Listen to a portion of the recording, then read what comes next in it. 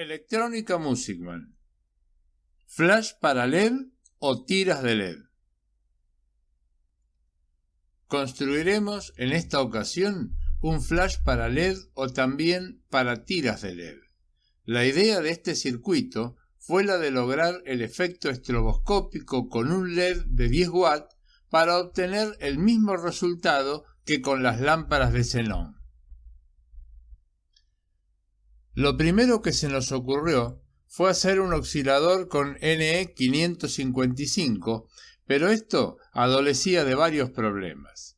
En primer lugar, sea cual fuere la velocidad de oscilación, en el mejor de los casos, el LED encendía la mitad del período y por lo tanto el ojo no era capaz de percibir el efecto, debido a la persistencia de la retina.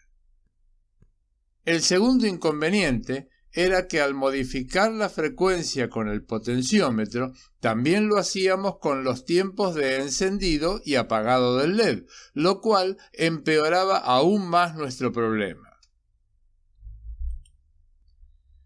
Entonces, decidimos agregar el contador decimal CD4017, con el cual no solo solucionamos el problema de percepción visual, sino que además el consumo disminuyó a un punto tal que ya no fue necesario el uso de disipador para el transistor de salida.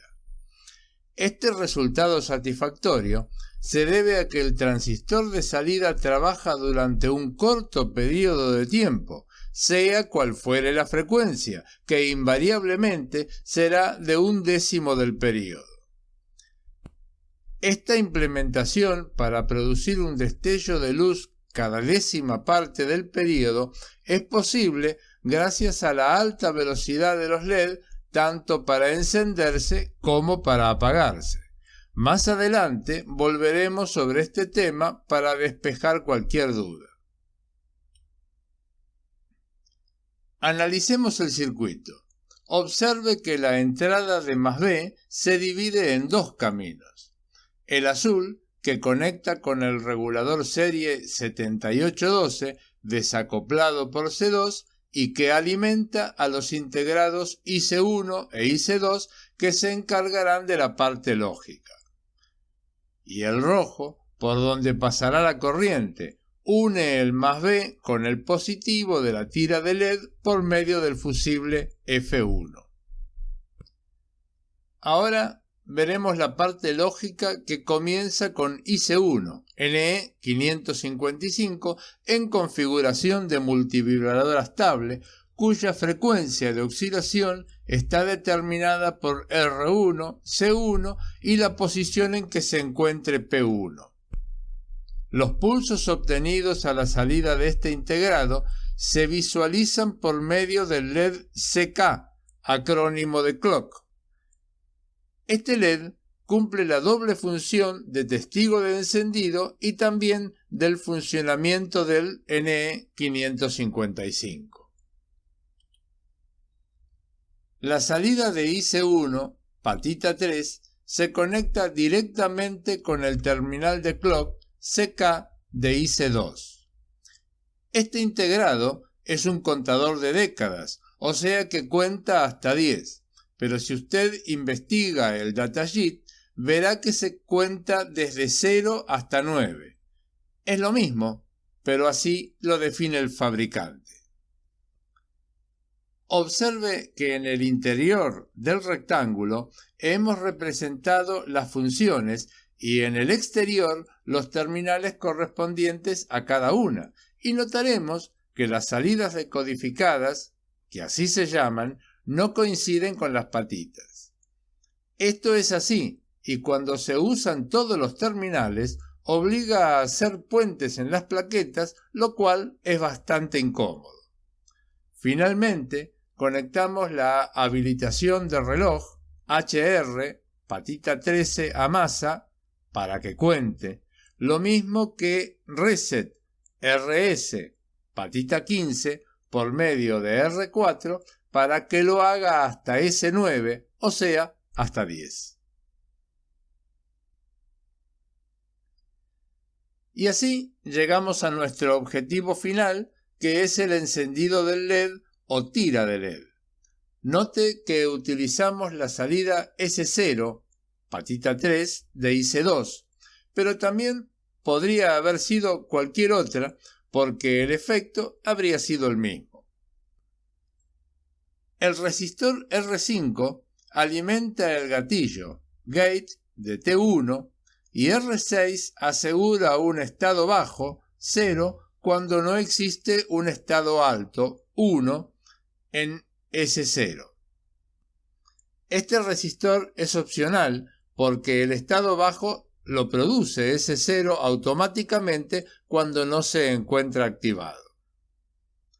Como vemos, el terminal surge S de T1 está conectado a masa y drain D al negativo de la tira de LED o al cátodo del LED, y el circuito se cierra finalmente sobre más B a través de F1.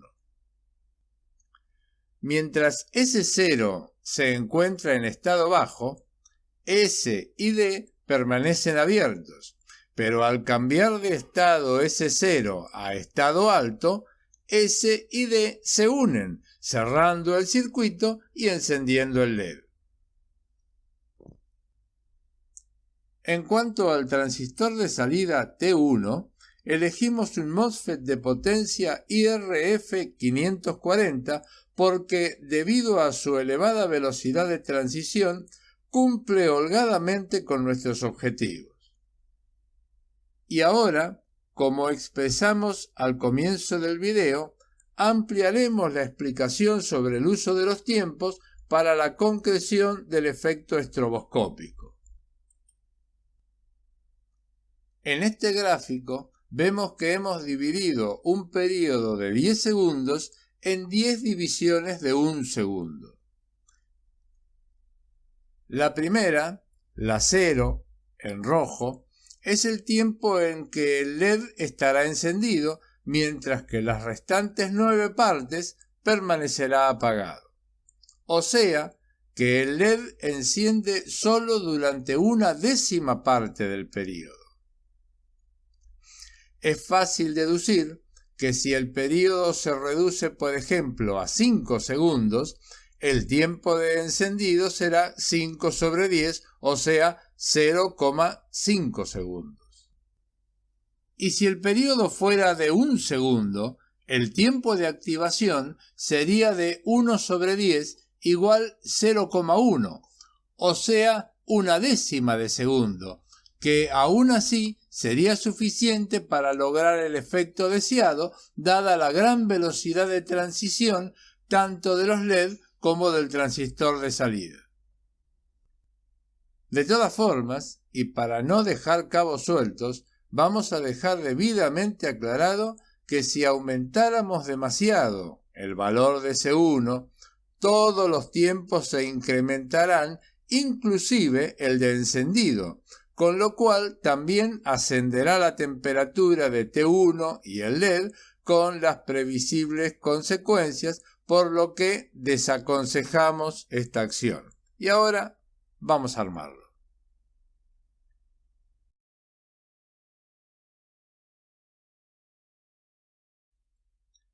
El armado lo haremos en plaqueta experimental, en este caso esta IC105, que mide 5 por 10 centímetros y tiene 6 filas de 16 islas por 4 pads en cada una. Antes de comenzar, vamos a diseñar cómo lo vamos a implementar. En primer lugar, cortaremos la plaqueta por la mitad, pues no precisaremos más espacio. En la figura hemos representado las pistas en transparencia. Quiere decir que estamos viendo el circuito desde arriba, o sea, desde los componentes. Si usted desea copiar esta disposición y armarlo, puede detener el video y copiar la pantalla mediante la tecla Print Screen del teclado de la PC y luego pegarla en Paint, Corel o el programa que desee. De lo contrario, a partir de ahora, desarrollaremos el armado. Lo primero que haremos es ubicar, como mejor nos parezca, los zócalos de los integrados y el regulador 7812. Nosotros elegimos esta disposición, pero podía haber sido cualquier otra. El 7812 está parado, con los pads en transparencia. Los zócalos tienen una muesca que ubicaremos hacia la izquierda para que coincida con la misma que tienen los integrados, que también pueden venir con un punto identificando la patita número 1. A continuación, conectaremos todos los cables que llevan masa M a los distintos puntos del circuito y lo haremos en color negro. Note que hay algunas conexiones que no parecen tener sentido, pero lo tendrán a medida que vayamos incorporando los distintos componentes. También conectamos C2, que va entre la salida S de IC3 y masa M. Observe que cada vez que hacemos una conexión, marcamos el pad en color violeta para destacarlo. Ahora conectamos la línea de más B en rojo. Ya hicimos el puente que conecta los terminales 2 y 6 de IC1. También C1 con la polaridad correspondiente y R3 que conecta la salida de IC1, terminal 3, con el ánodo, o sea, con el positivo del LED CK, y el negativo, o sea, el cátodo, con el terminal de masa de IC1, negativo del equipo.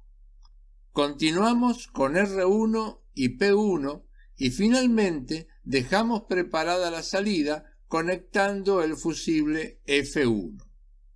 En este momento ya estamos en condiciones de probar el funcionamiento de IC1, como veremos luego en el video del armado.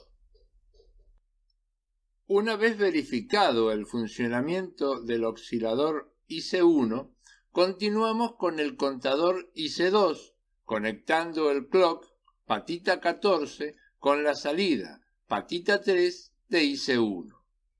Continuamos con R4 desde patita 15 a masa y ya vemos cómo van tomando forma las conexiones que al principio parecían no tener fin. Ahora incorporaremos verticalmente a T1 y los dos resistores de polarización R5 y R6. Para terminar, conectamos la salida de la patita central de T1 y ya estamos en condiciones de armarlo en la plaqueta, como veremos a continuación.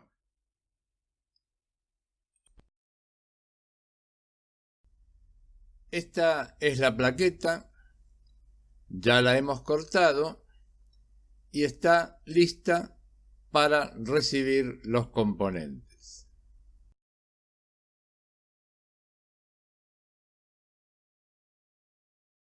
Y aquí tenemos todos los componentes que vamos a utilizar. 3 resistores de 1K, o sea, marrón, negro, rojo, 2 de 10K, marrón, negro, naranja, un capacitor de 0.47 microfaradios, un capacitor cerámico de 0.1, o sea 100 nanos o 104, un NE 555 con su zócalo, un CD 4017 también con su zócalo, el regulador serie 7812, el transistor de salida IRF 540, un portafusible, un fusible de 5 A y el potenciómetro de 100K lineal. Ahora ponemos los zócalos de los integrados IC1 e IC2. También ubicamos IC3, que es el regulador serie, y como vemos ya lo tenemos todo soldado. Continuando con el armado, aquí ya tenemos soldados todos los cables de masa. Observe que están todos en marrón. Y también le agregamos el capacitor C2 de desacople de punto 1.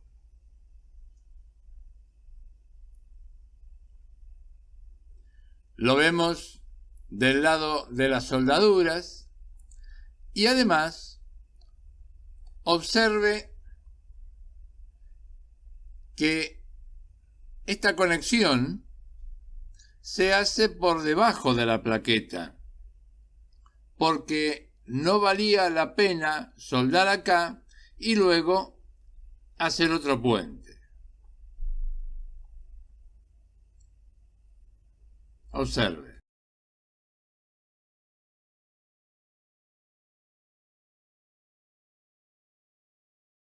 Ya hemos conectado la línea de más B y todo lo necesario para hacer funcionar el oscilador y ya instalamos el 555 en su zócalo y el portafusible.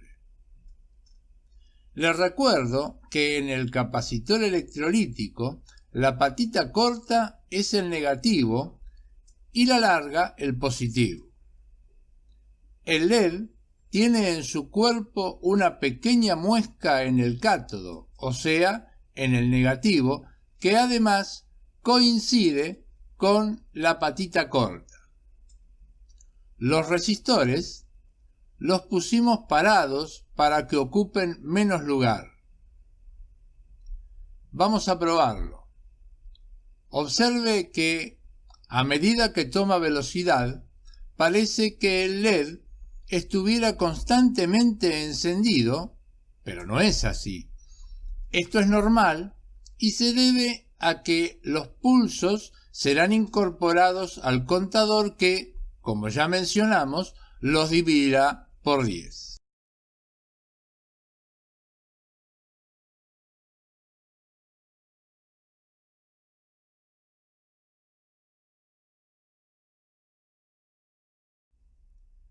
Y aquí ya le hemos incorporado el resto de los componentes.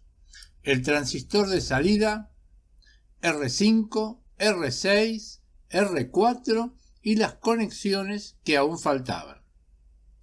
Además, le hemos conectado un pequeño trozo de tira de LED 50-50 para verificar el funcionamiento. Lo encendemos.